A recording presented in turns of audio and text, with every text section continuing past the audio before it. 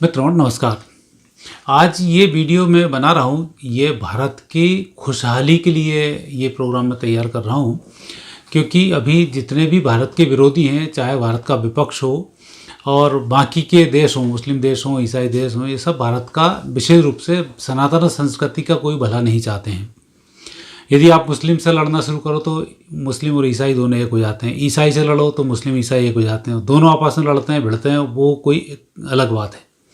लेकिन जब हम जाते हैं तब सब इकट्ठे होते हैं। अराजकता भारत में फैलती है, पूरे दुनिया को मजा आता है, चाहे ईसाई देश हों चाहे मुस्लिम देश हों। और जब खुद के यहाँ पर होती है तब फिर लड़ना शुरू करते हैं आपस में एक दूसरे से। और भारत की जो सरकार अभी चल रही है, इस सरकार को लगातार अस्थिर करने का प्रयास हमारा विपक्ष करता रहता है। कभी हाइड्रोजन बम की बात करेगा, कभी परमाणु बम की बात करेगा, और अभी 19 तारीख को फिर उन्होंने एक सगोपा छोड़ा कि 19 तारीख के बाद मोदी सरकार नहीं रहेगी। उसमें काफ़ी विपक्षी दलों के भी अपने अपने स्टेटमेंट आए हैं कि ऐसा भंडाफोड़ करेंगे। तो ऐसे भंडाफोड़ में जो स्थिति बन रही है, ये स्थिति भारत को गुलाम बनाने की स्थिति अब बन रही है। अब आप ये मानकर चलना कि आप उस कंडीशन में पहुंच चुके हो कि यदि 5 साल भी विपक्ष के बाद सरकार पहुंच जाए तो समस्त नियमों को रखते हुए एक झटके में नए संविधान के निर्माण करके भारत को मुस्लिम राष्ट्र बना देंगे, इसमें कोई संदेह नहीं है। और ये है भी, राहुल गांधी को आप लगातार देख रहे होंगे, जब भी ज़रूरत पड़ती है तब विदेश भाग जाता है, वहाँ से आता है, वहाँ जाता है, वहाँ बुराई करता है। तो ये देश की बुराई करना कोई आम बात नहीं है, इसमें इनके बहुत बड़े षड्यंत्र हैं। और स्थिति अभी ये बन रही है कि भारत का जो समय है, पहले तो अभी 19 तारीख की लगातार हवा इन्होंने निकाली कि 19 तारीख को ऐसी खबरें आएंगी और उसमें अमेरिका सब शामिल हैं कि भारत को ये सरकार को गिरा देंगे और मोदी 20 तारीख को नहीं रहेंगे। दूसरी स्थिति, भारत के खिलाफ इन्होंने एक षड्यंत्र नया रचा हुआ है, वो बांग्लादेश का है कि बांग्लादेश के माध्यम से भारत को ये फिर युद्ध में उलझाने का प्रयास कर रहे हैं। चीन का और अमेरिका का दोनों का मिलकर प्लान है कि जो भारत की बढ़ती हुई अर्थव्यवस्था है इसको कैसे डामाडोल किया जाए।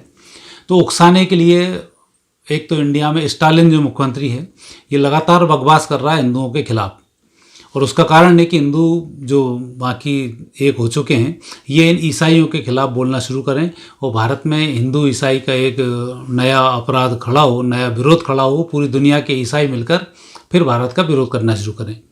जिस तरह से नरेंद्र मोदी जी ने इन ईसाई देशों में, यूरोपीय कंट्रीज़ में अपनी देश की इज्जत बचाई है, ये चाहता है कि यहाँ पर ईसाई और हिंदुओं का विवाद हो जाए। ये स्टालिन की पूरी व्यवस्था है, इसलिए लगातार भाषा के बारे में अनशन बकना इनका एक काम बन रहा है। राहुल गांधी की बकबक तो आप पिछले 10-15 वर्षों से सुन ही रहे होंगे। बाकी का अब जो बांग्लादेश में चल रहा है, उस बांग्लादेश के षड्यंत्र में, बांग्लादेश में जैसे भारतीय दूतावास को इन्होंने शिकार बनाने की कोशिश की, और साथ में ही जो स्थिति वहाँ पर बनी वो भारत के हिंदुओं के खिलाफ भी नेगेटिव स्थिति बनाई। और अभी बांग्लादेश के कुछ लोगों की हत्याएं वहाँ पर हुई, जिसमें उन्होंने कोशिश की कि ये इल्ज़ाम भारत के ऊपर लगाया जाए कि भारत ने इन लोगों की हत्याएं करवाई हैं, जबकि सारी हत्याएं चीन करवा रहा है। ये पक्का है, ज्योतिष का आकलन बिल्कुल सटीक होता है। और चीन की कोशिश है कि वहाँ के एयरपोर्ट पर भी अपना कब्जा कर रहा है, पनडुब्बियों भी वहाँ पर वो लेके आ रहा है, और बांग्लादेश को बैक सपोर्ट देने की स्थिति में चीन वहाँ से पहुँच रहा है। और टर्की भी एक नए सिरे से प्लान कर रहा है। भारत का जो विरोध है वो पाकिस्तान से अभी कम है और बांग्लादेश से भारत का विरोध बढ़ रहा है। और दूसरा, अभी बांग्लादेश में चुनाव होने हैं, और चुनाव होने वाली जो स्थिति, वहाँ पर भी नेगेटिव स्थिति सरकारों की बनने वाली है। आपने एक देखा होगा, इन जैन जी के बारे में आपको एक चीज़ समझ में नहीं आई होगी। ये जैन जी आए, इन्होंने उपद्रव मचाया, श्रीलंका में उपद्रव कर दिया। फिर जैन जी का कोई भी व्यक्ति इनके लिए नहीं दिखाई दिया कि कोई एक व्यक्ति जैन जी में से हो जो चुनाव लड़ने के बाद फिर अपने देश को संभाले, नहीं दिखाई दिया। सेम बांग्लादेश में हुआ, जैन जी आए, उन्होंने सत्ता परिवर्तन किया, आग लगाई, देश को अस्थिर किया और भागते नजर आए। अब जैन जी का कौन हेड है वो ही नहीं पता पड़ रहा है। सेम नेपाल में स्थिति, जैन जी आए, उन्होंने आग लगाई, सत्ता को परिवर्तित कर दिया। अब जैन जी का अभी खबरें आ रही हैं कि वहाँ पर कोई ऐसा व्यक्ति नहीं है कि जो जैन जी का नेतृत्व कर सके। कारण क्या है? कारण ये कि कुछ जैन जी लोगों को चीन के द्वारा आयातित किया जाता है और उनको उतारा जाता है और उनके नेतृत्व में इस तरीके के उपद्रव को फैलाया जाता है। और जब नेत्र उपद्रव फैल जाता है, पूरे देश में आग लग जाती है, तो ये जो जेएनजी जिनने संगठन खड़ा किया वो भाग जाते हैं।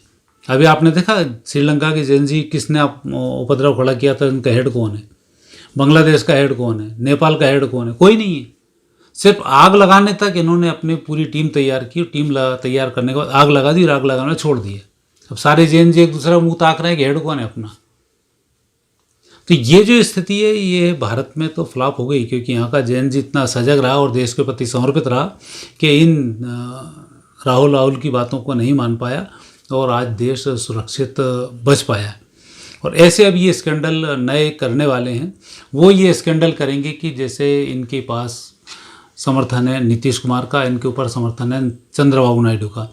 अभी आपने देखा इतना बड़ा जो स्कैंडल हुआ, इंडिगो फ्लाइट्स को डिस्टर्ब किया गया। वो क्यों किया गया? क्योंकि चंद्रबाबू नायडू का लड़का उसका मंत्री है। ऐसे ही अब ये जितने भी लड़की के मामले में, सेक्स रैकेट के मामले में, अब ये सांसदों को फंसाना शुरू करेंगे और विशेष सांसद जो फंसेंगे वो चंद्रबाबू नायडू और नीतीश कुमार के सांसदों को उस रैकेट में उलझाएंगे ताकि इस देश को बड़ी आसानी से अस्थिर किया जा सके। और ये उसी की लगातार प्लानिंग में है और उस प्लानिंग में ये बहुत ज़्यादा सक्सेस होते दिखाई नहीं दे रहे, क्योंकि भारत मंगल की महादशा के मंगल की अंदर दशा में चल रहा है। इसलिए अस्थिरता की खबरें भी आएंगी, अस्थिर बनाने की कोशिश भी करेंगे, लेकिन उसमें ये सफल नहीं हो पाएंगे, क्योंकि मंगल तो मंगल है और अमंगल करने वालों को निस्तेनाबूद कर देता है। इसलिए आपने देखा कि राहुल जितनी भी बकवास करने के लिए आए, उससे पहले खुद की पोल खुल गई और खुद ही भागता नजर आया। हमला बोलने गए थे वोट चोरी का और मालूम पड़ा खुद के नाना फंस गए वोट चोरी के मामले में, बक नहीं कर पाए। प्रियंका फिर चली कि नेहरू की एक साथ बात करो, बार बार मत उठाओ। बात क्यों नहीं उठाएं? जब हरकतें करो तब तो उनके समय की बात याद आएगी। और देश ऐसा थोड़ी है कि वर्तमान पे चल के या भविष्य में चलता रहेगा। अब लोग तुम्हें मान्यता प्रदान करेंगे कि बहुत अच्छी नाक जैसी दिख रही है तो ये इंदिरा गांधी है, ऐसा थोड़ी मान लिया जाएगा। तो ऐसे जो ग्रह योग अभी बन रहे हैं, तो भारत की कुंडली में जो ग्रह योग इस समय में बने हुए हैं, ये ग्रह योग संकेत दे रहे हैं कि लगातार ये हरकतें विपक्ष की तरफ से, पाकिस्तान की तरफ से, अमेरिका की तरफ से आती रहेंगी। क्योंकि अब आपको तो समझ में नहीं आ रहा हो, लेकिन अब आपने एक चीज़ नहीं देखी होगी, भारत, रूस और इजराइल, अभी 3 का पैक्ट यहाँ पर हो चुका है। अब इसमें जापान, जर्मनी, ये 2 इसमें और जुड़ने वाले हैं, फिर फ्रांस इसमें जुड़ने वाला है। ये सब भारत के साथ आने वाले हैं।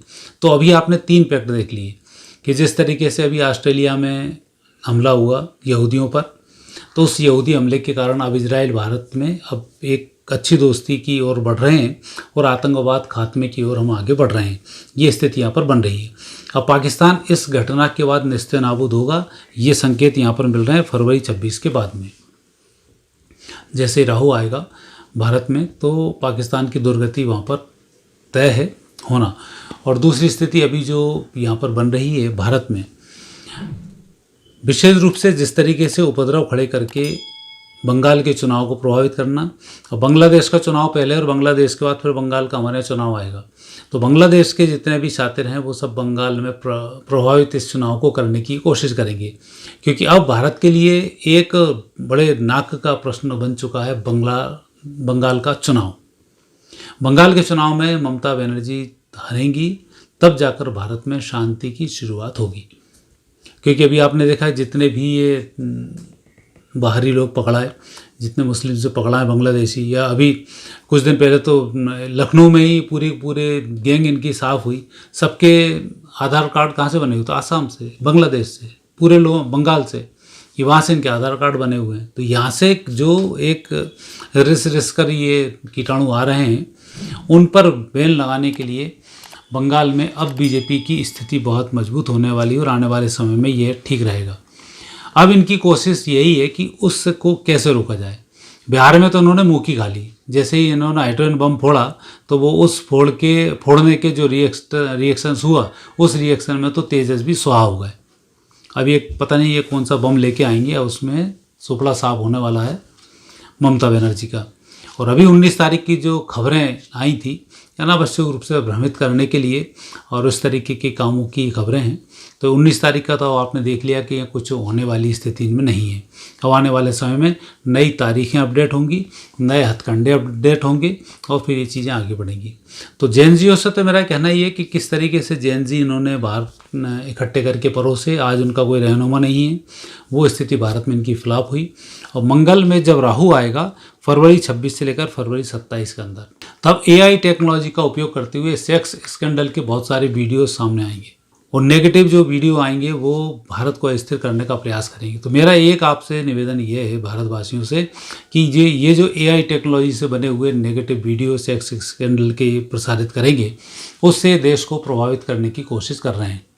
और अभी इससे संबंधित ही सारे काम यहाँ पर होने वाले, क्योंकि राहु है, राहु भारत में विशेष रूप से लग्न स्थान पर विराजमान है। और मंगल में जब राहु की स्थिति बनेगी तो ये नकारात्मक स्थिति को दर्शाती है और गंदी सोच विपक्ष की इसको भी ये दर्शाती है कि जितना निकृष्टतम काम होगा, घटिया काम होगा, इनकी सोच के अनुरूप काम होगा, इनके खानदानों के अनुरूप काम होगा जो ये करते चले आए हैं, वो ये फरवरी से लेके पूरे इनके लक्षण 2026 फरवरी से शुरू होंगे, फरवरी 2027 तक जितने भी इनके अंदर अवगुण दबे पड़े हैं या खानदानी जो पड़े आ रहे हैं वो सब उजागर हो जाएंगे।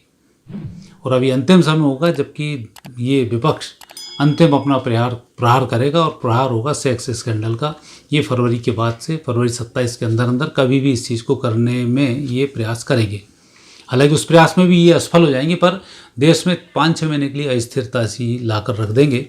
चूँकि सरकार पूर्ण बहुमत की है इसलिए उतना प्रभाव नहीं होगा, लेकिन जाते जाते ये इनका अंतिम प्रहार भी ढीला हो जाएगा। तो मित्रों, आज वीडियो के माध्यम से मेरा यही आपसे कहना था कि जिस तरीके की जो भ्रामक खबरें आ रही हैं, इस भ्रामक खबरों के बीच में जो नेगेटिव सी लोग गढ़ेंगे उन पर आपको ध्यान देना जरूरी है।